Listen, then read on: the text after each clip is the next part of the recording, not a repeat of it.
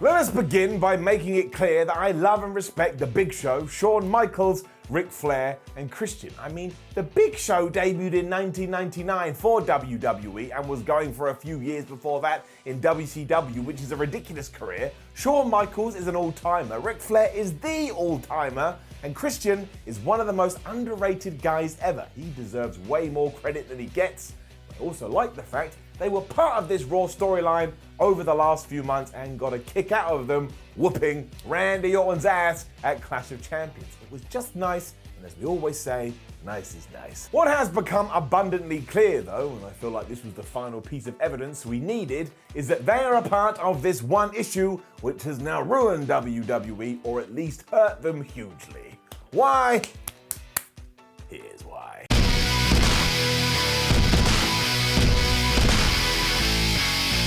And what am I talking about? Well, it's simple, the power of nostalgia. Now, I love nostalgia. When Goldberg, my dad, came back in 2016, I cracked myself. Same with Sting in 2014, and every time The Rock and Steve Austin return, I feel like a kid again. It's great, it makes me feel all warm and fuzzy inside, and I go back to a time I had no problems. Sometimes I worry that feeling in my stomach is that I'm ill, but so far it has just been good feelings and good times. While the likes of the Rattlesnake and the Great One can still pull this off, however, the problem is that WWE, in a desperate attempt to try and get old fans back and balance out the ratings, has gone back to this well far too many times, to the point that yes, we had the Heartbreak Kid, a giant, Captain Charisma, and the Nature Boy, the flipping Nature Boy, on the flagship show, and it just felt like another episode, and I tell you, that is not right. And we talked about this recently on a different video when we were referring to the Raw 25th anniversary show, which could be where all of this peaked, but the overuse of legends has finally come back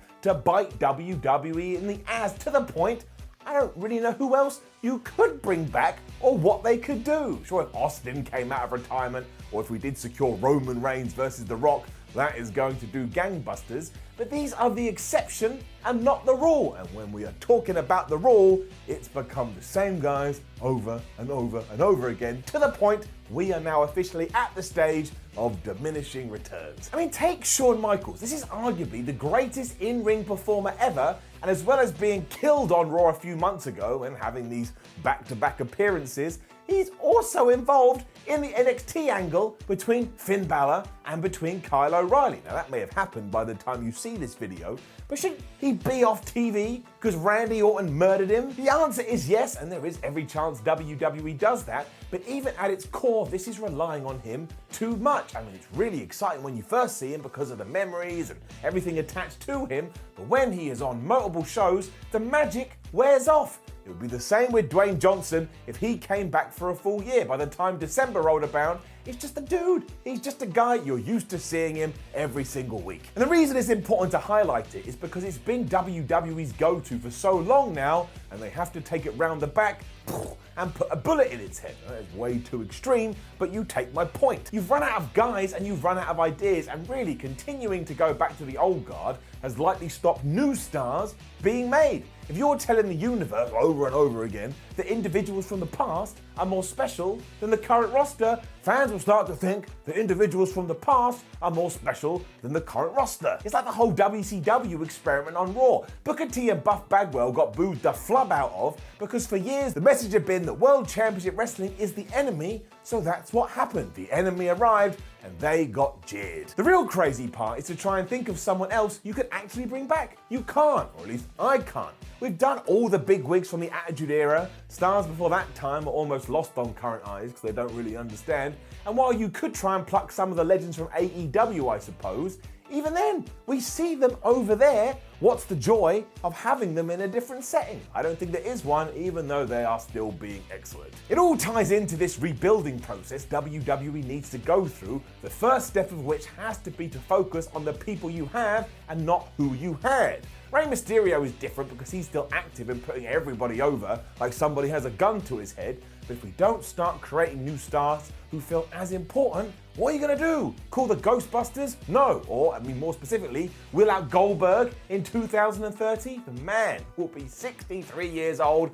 Let him rest for goodness sake. Also, again, he's my father. I'd like to have breakfast with him. And it's not too dissimilar to what we had in the mid to late 90s, the difference being this scenario was happening in WCW, forcing WWE to look at their employees and deciding who was next. A lot of that was organic, because let's not pretend anybody in power thought that Steve Austin was going to do what he went on to did, but to discover if there is a round two for that, you've got to let people sink, and you gotta let people swim. You gotta take them off the leash. Drew McIntyre has been a great example of this and proved that we can do it, but it's gotta be stretched to others. And this may sound a bit nuts, you're like, what are you talking about, Simon? But I'd love Mustafa Ali to be afforded the same opportunity. I'm not saying it will work, but there's something about that guy, and I wanna know more. It's the same with Kevin Owens, Aleister Black, Apollo Crews, and all those dudes have been used to a certain degree, but it still feels like they're forced to keep their gloves on. No more. Throw the hand mittens into the sea and treat them like your top guys. Let's see what happens. I can't believe it's going to carry any less interest than seeing the Big Show for the 52nd time in 2020. And again, I love that man. He's the coolest guy. He's really, really big,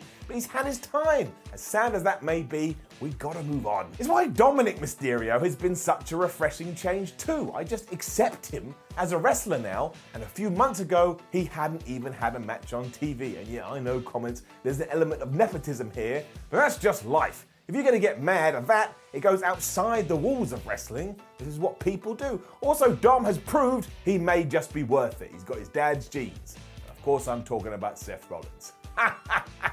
Kill me. But yeah, I am done with legends being used in this fashion. We need to hit the reset button by not relying on them, so when they can help an angle and can help new stars, it feels exciting and it feels fresh. And it's a reason to tune in and not just an easy fix. This takes time. It takes time. You've got to see yourself through the stormy weather. But again, Raw recently, 4 heroes, and it felt like just another day in the office. This is not what kayfabe died for.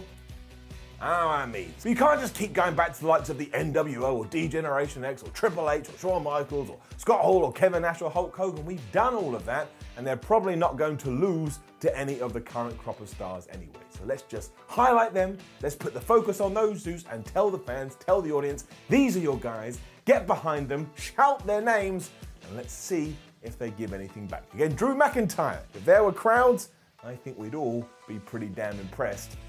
Pretty damn impressed anyway. Now, don't forget to leave a comment below and let us know what you think about all of this. Do you want more legends? Do you want less lessons? Do you even think it's a problem? Maybe you don't. Like the video, share the video, subscribe to the channel. Head over to whatculture.com where you can read more articles, follow What Culture on Twitter, What Culture WWE, and watch more videos here on What Culture Wrestling. My name is Simon from What Culture. Thank you as always for watching. I just want to make it doubly, triply clear. I respect every single name that came out of my mouth. I truly do. They paved the way. Without them, we wouldn't be where we are right now. But again, 4 of these massive heroes on Raw, and there was no excitement on Reddit, there was no excitement on Twitter. It just felt like we'd seen it all before, and that's because we have. It's time for something new.